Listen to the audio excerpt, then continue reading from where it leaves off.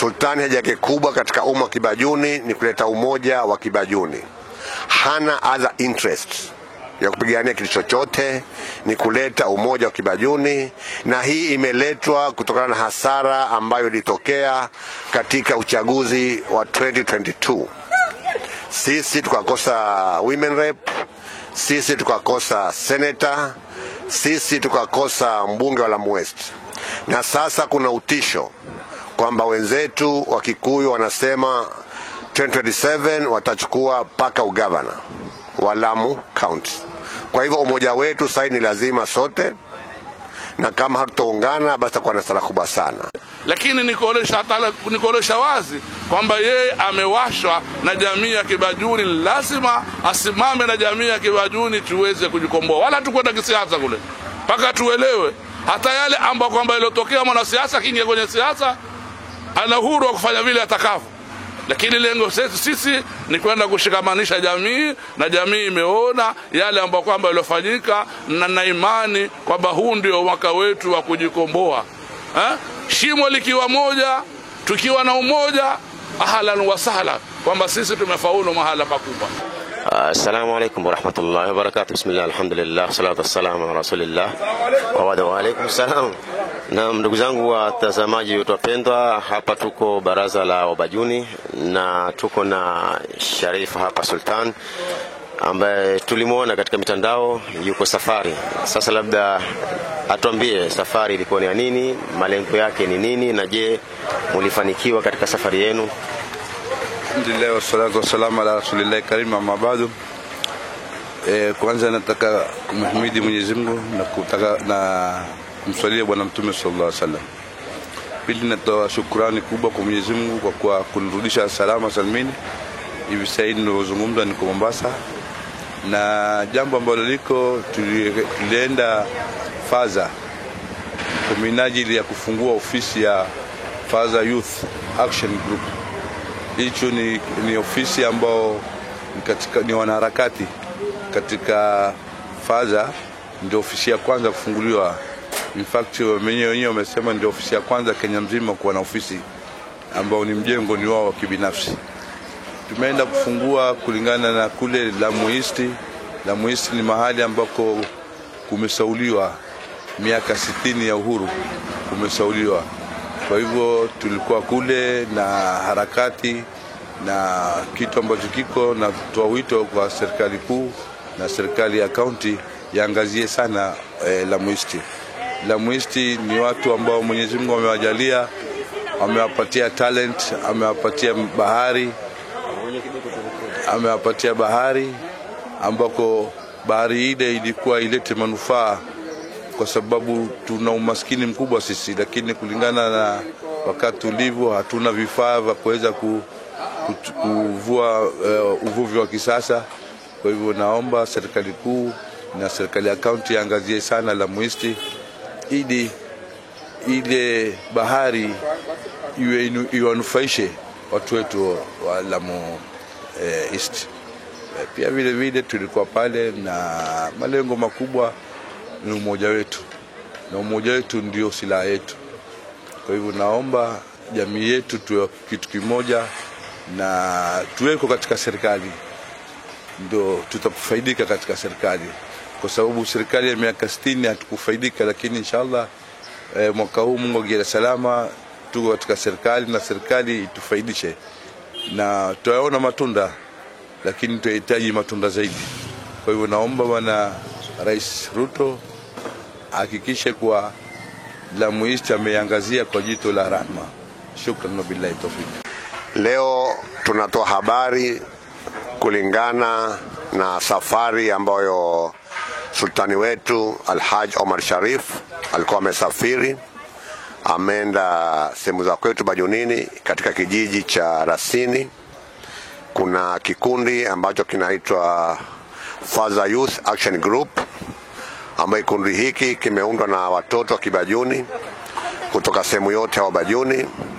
Walikuwa wanafungua headquarter yao rasmi, ofisi yao rasmi ambao wameijenga hapo Rasini, na wakamwalika sultani wetu Omar Sharif kuwa kama mgeni wa heshima. na sisi tukasafiri na yeye, tukajumuika na wabajuni wengine kutoka mbalimbali, tukafungua. Kwa hivyo kama kikundi hiki, mwanzo tunatoa shukrani nyingi kwa kikundi chote kwa jumla ambacho ni Fadha Youth Action Group, na pia tunatoa pongezi sana kwa mwanzilishi wake ambaye ni mtoto wetu, ndugu yetu ambaye anaitwa Jafar Masoud. Tunamwambia ndugu yetu Jafar Masoud, kuna bwana mmoja wa kizungu aliwahi kusema kwamba success and achievement of one is not about the wealth, is not about the money, it is not about the title which is holding, but it is about what such a person has done to his community, to his people, to his society. Nikitafsiri maneno haya ni kwamba kuna bwana mmoja wa kizungu alisema kufaulu kwa mwanadamu duniani si kwa utajiri wake, si kwa mali yake, si kwa pesa zake, si katika cheo ambacho amekichukua, bali ni yale matendo ambayo amefanyia watu wake. Na Mwenyezi Mungu amrehemu aliyokuwa rais wa Tanzania aliwahi kusema kwamba maisha ni hadithi fupi katika ulimwengu. Kwa hivyo kila mja ajaribu awache hadithi mzuri katika ulimwengu, ili akiondoka watu hadithi hiyo waweze kuikumbuka na kusoma mambo fulani. Kwa hivyo ndugu yetu Jafari pamoja na kikundi chako, Mungu awabariki, azidi kuwapa nguvu. Na sisi kama baraza, kama watu ambao wako chini ya Sultan haja yake kubwa katika umma Kibajuni ni kuleta umoja wa Kibajuni. Hana other interest ya kupigania kitu chochote, ni kuleta umoja wa Kibajuni, na hii imeletwa kutokana na hasara ambayo ilitokea katika uchaguzi wa 2022. Sisi tukakosa women rep, sisi tukakosa senator, sisi tukakosa mbunge wa Lamu West. Na sasa kuna utisho kwamba wenzetu wa Kikuyu wanasema 2027 watachukua paka ugavana wa Lamu County. Kwa hivyo umoja wetu sasa ni lazima sote, na kama hatutaungana basi tutakuwa na hasara kubwa sana. Pia tunawashukuru wale wenyeji wote wa Rasini, wenyeji wa visiwani wote ambao walipokea ujumbe wa kumpokea Sultan. Na mimi nataka kusema kwamba sultani wetu ako na sifa za mzima moto. Mzima moto kawaida yake hana wakati. Anapotakikana wakati wowote yeye hutoka akenda kuzima moto. Kwa hivyo sultani wetu anapatikana wakati wowote. Sifa ya pili mzima moto ni kwamba moto popote ulipo yeye anaufuatilia na kwenda kuuzima. Kwa hivyo sultani wetu naye ni mtu ambaye popote akitakikana yeye anapatikana.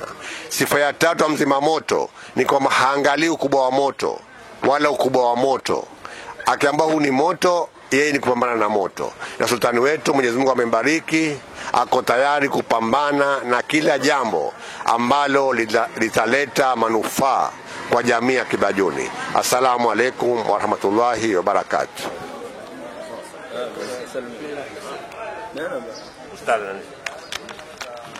Assalamu alaikum warahmatullahi wabarakatuh.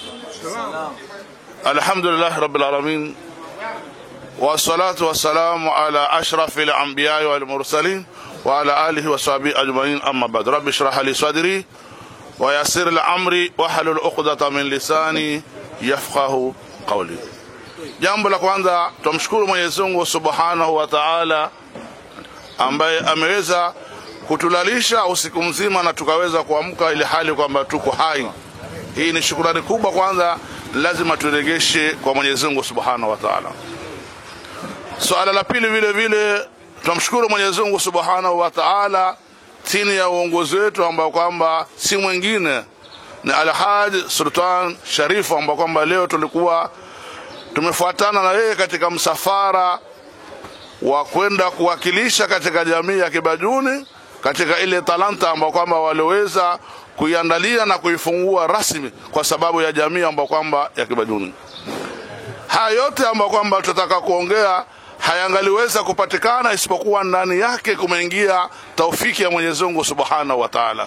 Na taufiki ya Mwenyezi Mungu ikisha kukubali katika mahala popote, basi jambo kama hilo huwa kun fayakun, jambo kama hilo huwa limetimia likawa kamili. Na sasa alhamdulillah tumekwenda katika msafara kama huu vile ambavyo tulivyokwenda, na kwa taufiki ya Mwenyezi Mungu, na Mwenyezi Mungu akatuafikia katika yote yale ambao sisi walikuwa tukiyatarajia yakapatikana. Hili ni jambo lazima tulitoe shukrani kwa Mwenyezi Mungu Subhanahu wa Ta'ala.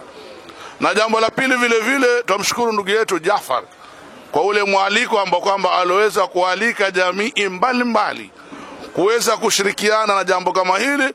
Lengo na makusudi ni kuonesha ule ukakamavu wake, kwa sababu yeye si kiongozi wala hataki uongozi, lakini ametukua ile jamii kuionesha kwamba jambo lolote ikiingia taufiki ya Mwenyezi Mungu Subhanahu wa Ta'ala yawezekana. Lakini kule kuwezekana kwako kwa jambo kama hilo ni watu wawe kitu kimoja. Mwenyezi Mungu aliposema wa'tasimu bihablillahi jami'an wala tafarraqu, hili limetupa mfano ambao kwamba mzuri kabisa kwa ndugu yetu Jafar. Sasa leo tutarajia ikiwa Jafari ameweza kuunganisha umma na wakaweza kuifanisha hafla kama hii, basi tutarajia kwa sultani wetu jambo kama hili kuwa litakuwa, maana yake tuko kafu bado kusikilia pale kwenye nuni sasa. Na inshallah kwa uwezo wa Mwenyezi Mungu atatuafikia. Basi tuwashukuru wale wote ambao waliweza kutupokea, tuwashukuru wale ambao waliweza kujitolea kuiandaa hafla kama hii, tuwashukuru wale ambao waliweka sherehe ambao kwamba aina mbalimbali mpaka jambo kama lile likafana. Lao kwamba watu hawakujitokeza, ingelikuwa hakuna talanta yote, hakuna sherehe yote, jambo kama lile halingaliweza kufana. Lakini jambo kama lile limefana kwa sababu wale umma wote wamejitolea. Na umma kujitolea ni kwa sababu mwenyewe kiongozi ama rais wao alishirikanisha biji yote akaiweka mahala pamoja, jambo kama hili likaweza kufana. Tumshukuru ndugu yetu Sultan, Mwenyezi Mungu amjazi kwa kujitolea kwake.